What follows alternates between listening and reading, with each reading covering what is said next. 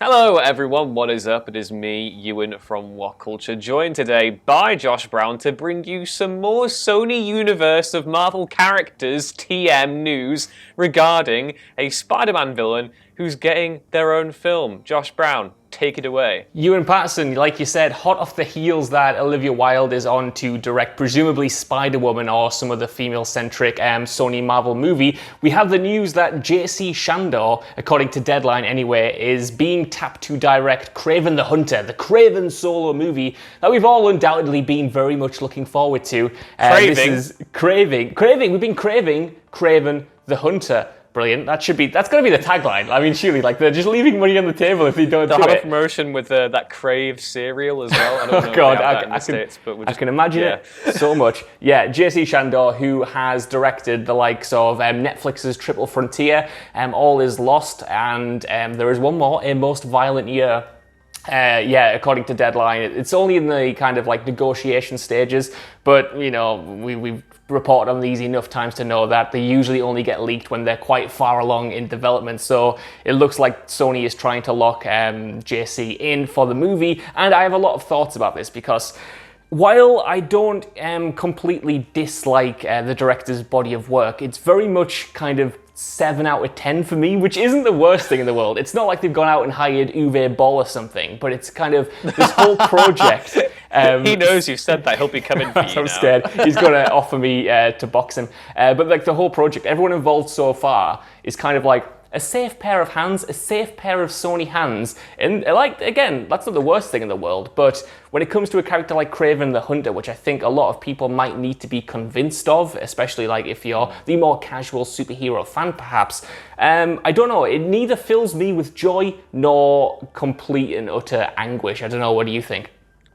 Yeah, I mean, I don't think this film should exist. I think that the main thing for me is that, when Sony are reduced to making films about the villains, to me this just reeks of just trying to cash in on the IP that they happen to own rather than, having any kind of storytelling cause to actually, implement, a film of this nature. And that's the frustrating thing for me. Obviously, you could take that approach to every comic book movie and say, well, ultimately, all films are here to make money.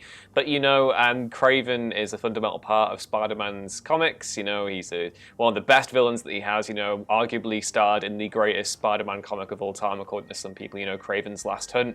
So, you take that character out of Spider-Man, and it's a little bit weird, and that's not to say, obviously, that, potentially in the future we could see Tom Holland's Peter Parker face off with Kraven.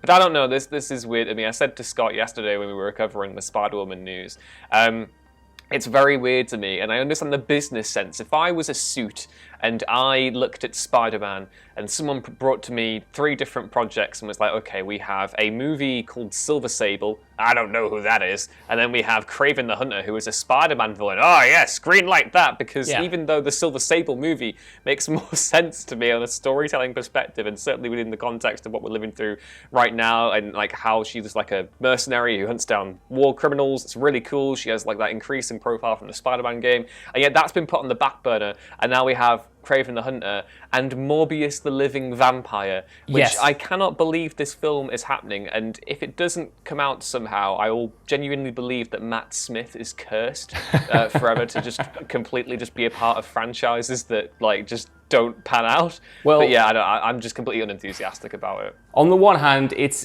absolutely ridiculous that we should be living in a reality where the Morbius movie would have come out if everything this year didn't go completely tits up. But on the other hand, I do think you're onto something there with every single time I hear about one of these villain-centric Spider-Man solo movies, the fan in me can only think of the missed opportunities that Sony is kind of completely throwing by the wayside when it comes to the mainline Spider-Man movies. When Venom was announced, I loved the character of Venom and was wanting a Venom movie for a long time, but not completely detached from the Spider-Man that we have in Tom Holland and the MCU. And I know there are teasers of a kind of more pronounced crossover between the actual Spider-Man mythology and these Sony solo movies with the trailer for Morbius, but it's we might get a movie where they cross over further down the line, but it's always kind of like that deferred thing of maybe something might happen, maybe, and that makes me unenthusiastic about it, because if these things are going to be entirely separate, I do think you're right. Like, how can you have kind of Kraven the Hunter, which you know, in his best version is kind of hunting Spider-Man as like the ultimate game, you know what I mean? And I think a lot of people kind of wanted to see Kraven in a proper Spider-Man 3 movie, you know, especially now that Peter Parker has his identity kind of, you know, revealed to the whole world. He has become this kind of, you know, prey for a lot of supervillains, you know, and I think a lot of fans, and even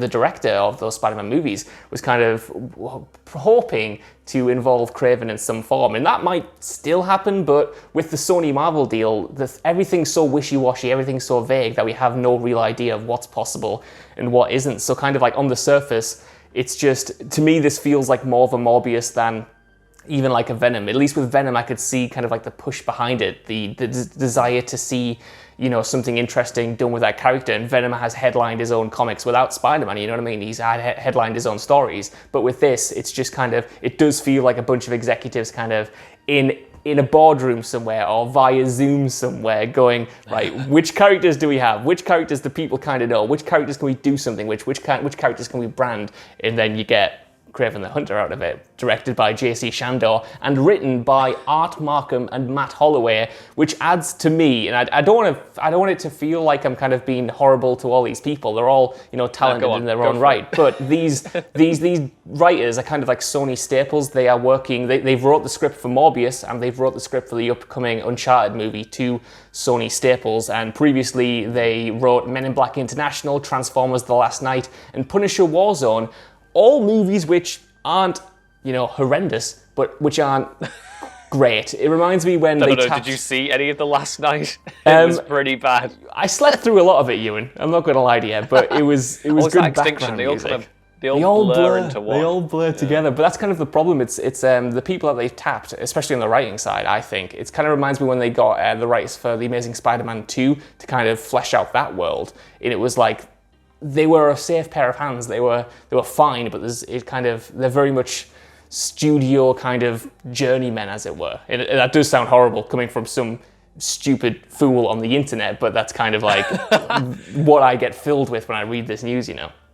Yeah, no, I think it's one of those things where I could easily see how they could mold Kraven to be a generic anti-hero archetype when, you know, the character in the comics is a lot more cartoonish and eccentric. You know, the whole thing is that he's after Spider-Man because, like you said, he's the biggest game of all.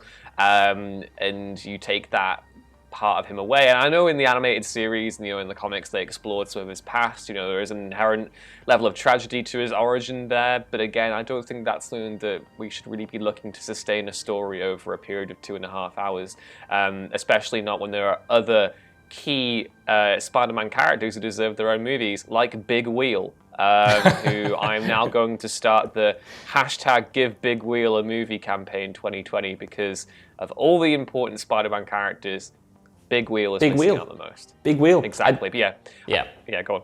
I was going to say, just as a kind of like last minute thing before we leave, we have done a sort of Whatculture office whip around on who we would like to see cast. And I do have a bunch of different names I want to throw at you, right? There are a few who are a bit too old, including Josh Brolin, Jeffrey Dean Morgan, Viggo Mortensen, and Danny Trejo, who could all have done it about like 5 or 10 years ago, I think. They all have that physical, imposing nature and the acting chops to back it up. But right now, people who might be the right age for someone Sony is kind of like looking to build a franchise around in multiple movies. We've got Jason Momoa. Sexy Kraven, if you're looking for. A stupid, sexy Kraven. These are all the candidates. We've got Jason Momoa, who obviously is Aquaman, so is probably out of the running. We've got Roman Reigns, which was a Zoe Miskelly special. Logan Marshall Green and Joe Manganiello, who is Deadshot?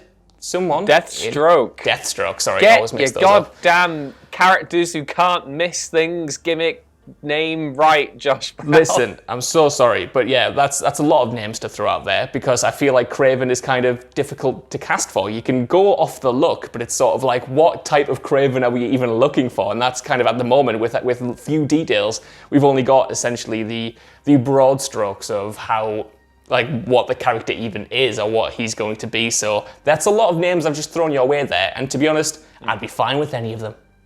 Yeah, exactly. But I want to know what everyone thinks of this Kraven news down in the comments below. Do you think that Kraven the Hunter deserves his own movie, or is this another example of Sony maybe getting a little bit cheeky with the Spider-Man IP? Please let us know in the comments below. And don't forget to like, share, and subscribe. And then head back on over to whatculture.com for more news, lists, and articles like this every day. As always, you can follow me on Twitter at @UMRunesThings, and you can follow Josh Brown on Twitter at Josh Brune with 2 O's.